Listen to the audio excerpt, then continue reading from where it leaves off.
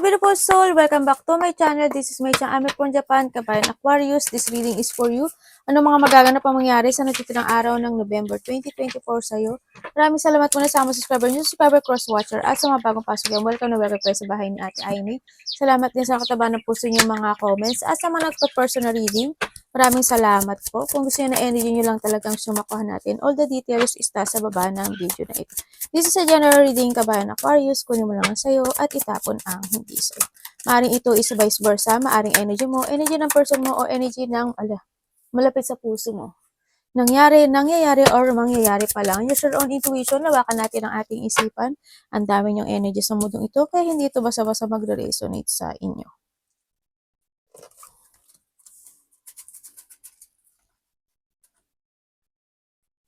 Uy, anak, abonay. Anak ko. Okay.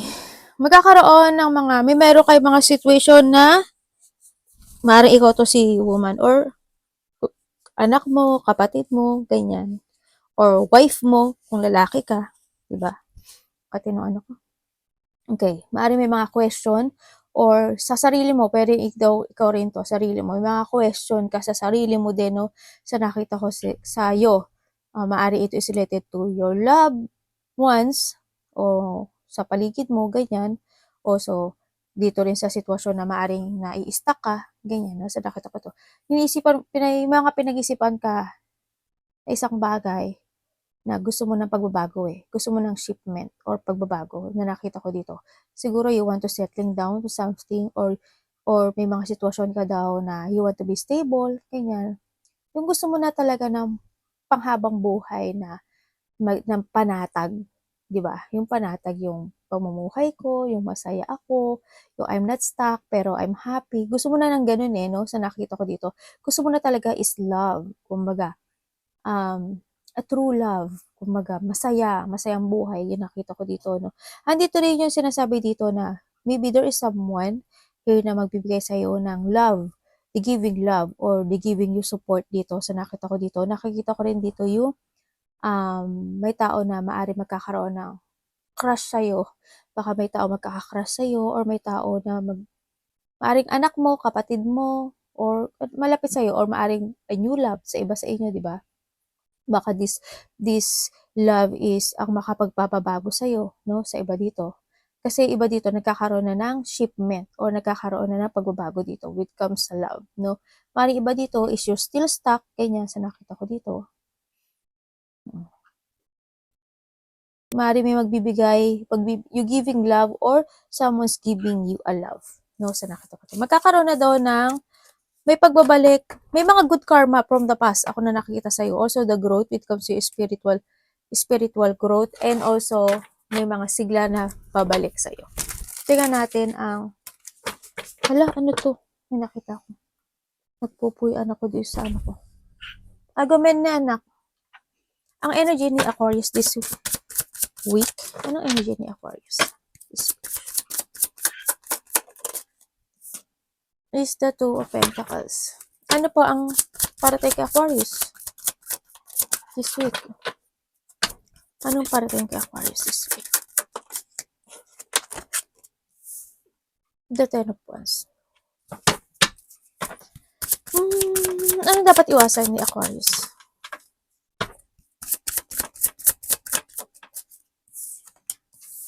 The Moon.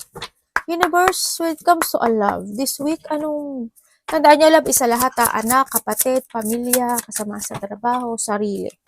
When it comes to a love kay Aquarius, kamusta this week si Aquarius by love? The Ace of Pentacles. Ano po ang mga advice nyo this week kay Aquarius, Universe? Please show me. Advice kay Aquarius this week. Dalawa pa. Okay. Bakit Universe, the Two of Pentacles ang energy niya? Iba sa inyo, kontento na kayo. Siguro iba sa inyo, single, no? Kasi parang nakikita, or hindi ka man single, pero kontento ka kung nasaan ka ngayon. Bakit Two of Pentacles ang energy niya?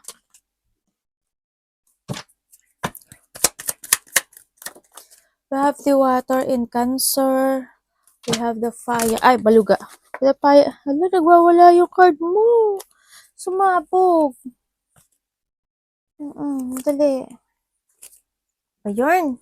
Ano ba yun, ate? Ako din, ano ba yun eh? About what po?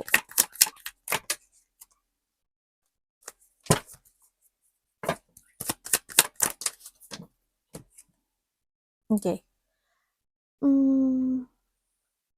We have the water and Pisces. We have the Earth, Taurus, Virgo, and Capricorn.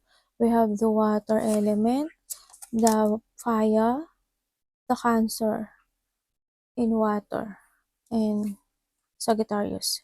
And also, we have the Earth in Capricorn. Okay, ang energy mo this week is, ang nakikita ko dito is, you are taking action na sa nakikita ko dito, no?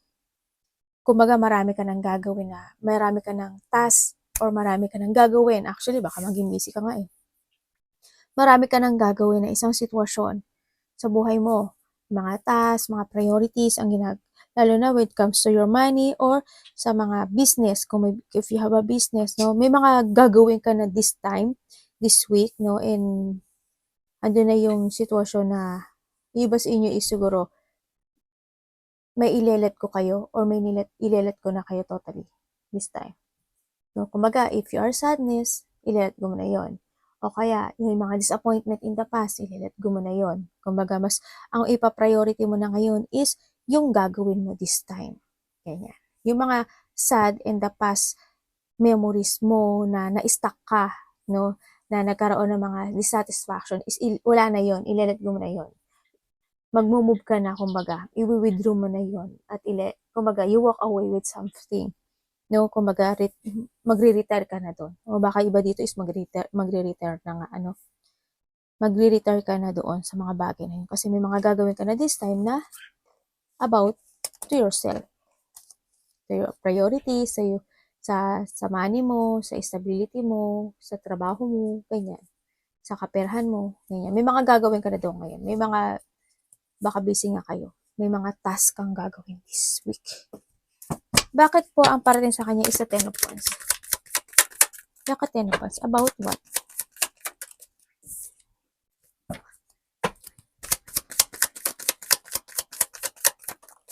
You have the Earth in Taurus. Ano yun? Bakit? The Water and Pisces. Tapos na to? Okay. 6 of Swords. Ang energy, ang parating sa'yo is, nandito ka na daw sa sitwasyon mo na, yung mga problema mo, yung mga struggle mo in life, is tapos na eh. Nakita ko na tatapos na, no? Ang parating mo na sa ngayon is, ang nakikita ko is, nandito ka na sitwasyon mo na, babalik na yung mental strength mo, yan, makakaramdam ka na ng freedom, or nandito yung sitwasyon na ma-release or ma-escape mo na yung sitwasyon na dati is natrap ka, nagkakaroon sa'yo ng restricted, yung na-stuck ka, ganyan. No? Yung frustration talaga, yung dito pa lang, yung frustration talaga, no? Andun ka na, andito ka na talaga, no? Starting to invest to yourself right now, no? Sa nakikita ko dito. More on investing, and andito rin yung maaring iba sa inyo is you have a travel, ganyan, baka magta-travel ka na. Merong mga sitwasyon na maaring kasi yung mga problema is nagtatapos na eh. Naging more ka ngayong magiging wiser ka na, magiging more and stronger, and ililibihin mo na yung mga bagay na yun, no? Sa nakikita ko dito. Iba dito is a travel talaga. Kumbaga, i-accept mo na yung mga lesson na yun, no? Sa nung nakaraan. Kasi ang nakita ko dito is you releasing yung all the baggage na yun. And you're starting to invest sa ngayon, sa nakikita ko, sa sarili mo. Lalo na kung if you have kung meron kang negosyo, di ba? Baka magne-negosyo ka, iba sa inyo. Ganyan, meron kayong pagkakaabalahan na ngayon na bago, kumbaga, sa buhay nyo. Magti-take a risk ka na, no? Kasi may new beginning na sa'yo, actually, eh. May nagbago sa'yo. Congrats. May nagbago sa'yo.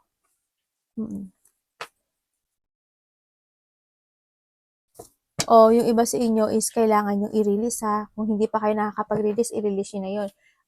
kung nalilito pa kayo sa inyong mga destination sa ngayon, kailangan nyo i-analyze yun. Kailangan nyo i-analyze, i-progress nyo yung sitwasyon na yun, at magkaroon kayo ng strategizing. Paano nyo gawin ang isang sitwasyon sa buhay nyo, o paano nyo ma-release yung sarili nyo doon. Pero yung iba sa inyo is magkakaroon doon ng clear mind na mas more ka na magpo-focus sa bagong ikaw, sa bagong sitwasyon na meron ka. Bakit daw mo nang dapat na iwasan?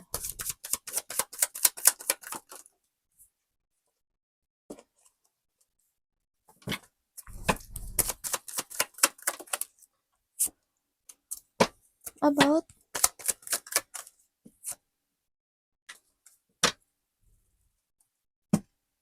okay, iwasan mo daw yung yung hindi magplano, no? Iwasan mo din maging palaisip at maging malungkutin. Masyadong emosyon. No, iwasan mo rin daw yung ma-stuck at mawala ng direksyon sa buhay. Ganyan. Iwasan mo rin yung mga sitwasyon na tamarin ka, yung kumbaga kailangan mo nang bumitaw sa isang sitwasyon na nagiging emotion ka, yung sitwasyon na don't illusion. Kailangan mo dito ngayon is mga bagong plano, strategy, no? And kumbaga, you need to sacrifice din kasi sa nakita ko dito. And also, mga bagong perspective or pananaw sa buhay.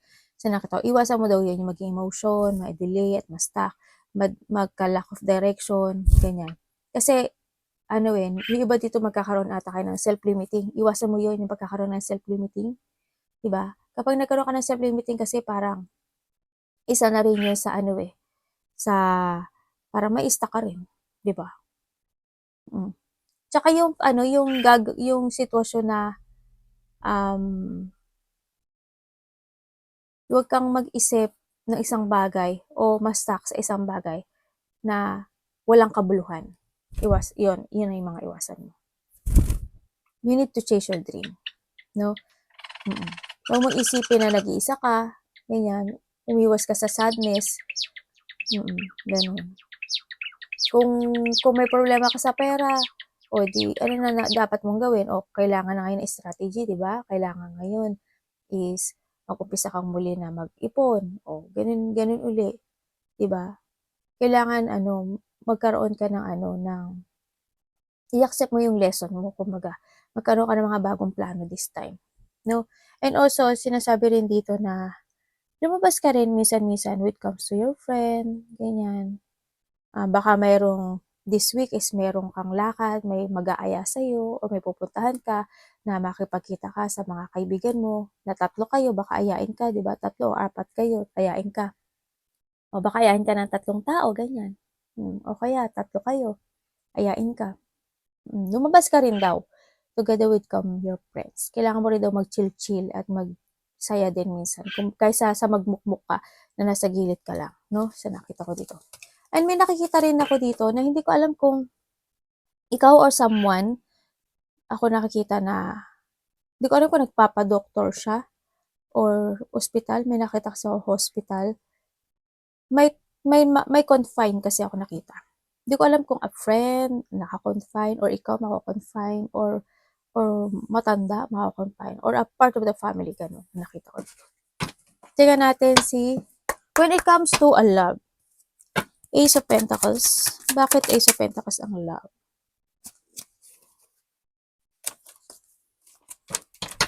Bakit Ace of Pentacles this week ang love niya?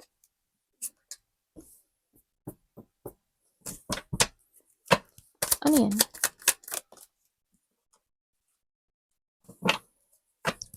Bakit?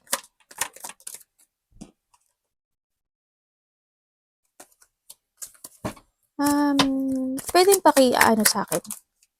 Pwedeng Hinulit yung barahe. So, anong niya? Ano yan? Bakit nandyan?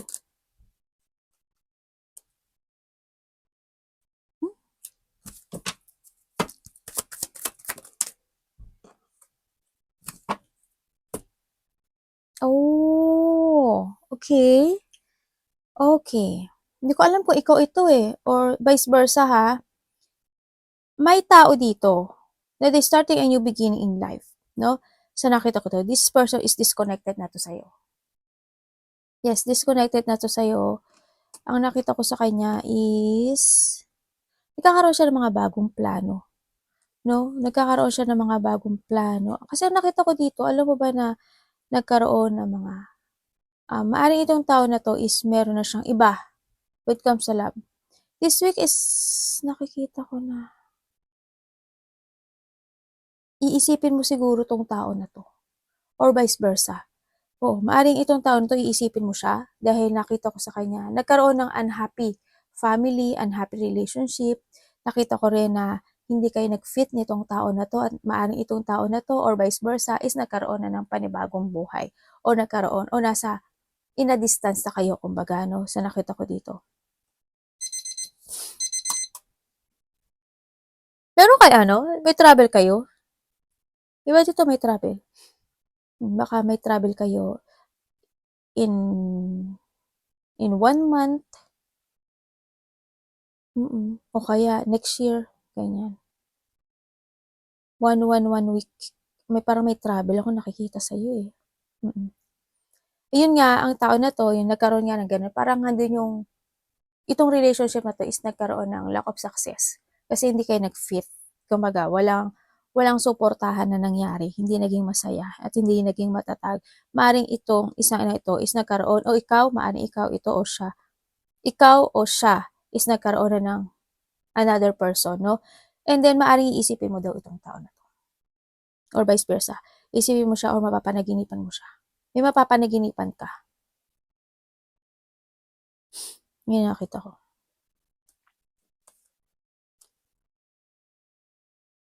Sa iba sa inyo.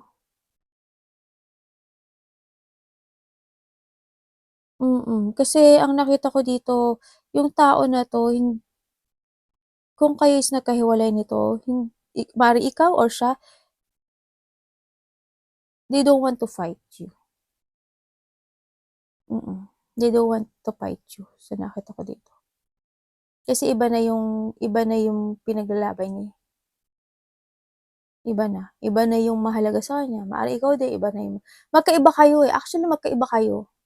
Kasi ang nakikita ko sa'yo, ikaw, you are the person who valuing a situation. Karelasyon man yan, trabaho man yan, kaibigan man yan. No? Yung sa kanya kasi, or vice versa tayo, yung sa isa kasi, ang nakita ko sa'yo, it's more on passion. Passion lang siya, hindi siya yung, because exciting lang siya, hindi yung, because of, parang a challenge para sa kanya yung mga part na ganun. Or vice versa tayo Ganun. Parang na-challenge or na-excite and it's more on fashion lang Passion lang talaga. Para siyang it's more on fire. Ganyan. Alam mo naman yung fire, di ba? Parang more on temptation, challenging, exciting, playing, mga ganun. Kumbaga, kamunduhan. Ganyan. Magkaiba kayo Hindi nga kayo mag-fit kasi magkaiba kayo. Magkaiba kayo ng iniisip. Hindi kayo fit. Talagang hindi kayo. Kaya pala hindi kayo. Iba kasi yung gusto niya.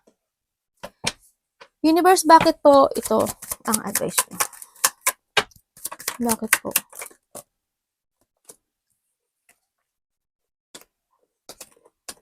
It's good. Okay. Okay, ang advice niya sa'yo is you need to focus and you need trust more to your intuition. Isipin mo na ngayon yung sarili mo. And kailangan mo daw ngayon na magdesisyon and maging matatag. Focus ngayon sa sarili mo and give effort and hard work to develop more yung sarili mo. Ganyan ang nakita ko dito. Release and escape. At saka kailangan mo na daw ng kayo ng mental strength. Ganyan. Kailangan mo daw kayo ngayon ng desisyon at magkaroon ka ng clear mind na kung ano yung gusto mong gawin sa buhay mo. focus mo ngayon yung sarili mo. Kung meron kang sakit, i-focus mo ngayon yung sarili mo doon. 'Di ba? Mm. Kailangan mong magkaroon ng development dito. Yung mga pain, yung mga frustration, wag na yun. Tama na daw yung pagiging tanga mo, o ikaw is naging tanga or vice versa, ganyan. Tama na yung wag ka na makapagmatigasan or kung dati naging tanga ka, wag na yun, tama na yun, no? So, nakita ko dito. Mas mahalin mo daw ngayon yung sarili mo. You need to create again in a new you. So, nakita ko dito and kailangan mo ngayon ng logic organize or protektahan mo yung sarili mo. Kailangan na ngayon na pagkakaroon ng disiplina. Ganyan, structure. And kailangan mo na ngayon magpasya. Kontrolin mo na ngayon yung situation, alagaan mo yung sarili mo. Ganyan, sila sabi dito. Iba dito siguro nagpapadoktor, ano. Alagaan mo na ngayon yung sarili mo, no? Kailangan mo ngayon maging mas matatag. Kailangan ngayon is more on developing to yourself. Pag-aralan mo yung mga bagay-bagay, no, na situation mo sa buhay. And, syempre, balancing. Control and balance yung mga sitwasyon mo na pagdadaanan ngayon. I-force mo daw yung mga idea na naiisip mo ngayon, no, at magpakatotoo ka daw sa sarili mo. Kung may mga idea mo, i-force mo daw yun. No, start a new beginning or a new journey in your life this time. Kahit ano man yan, yung naisip mo, i-force mo daw yun. Kasi victory and success daw yan para sa'yo. Yung opportunity na yun. And pagiging totoo sa sarili, no? Arigato namasay, God bless.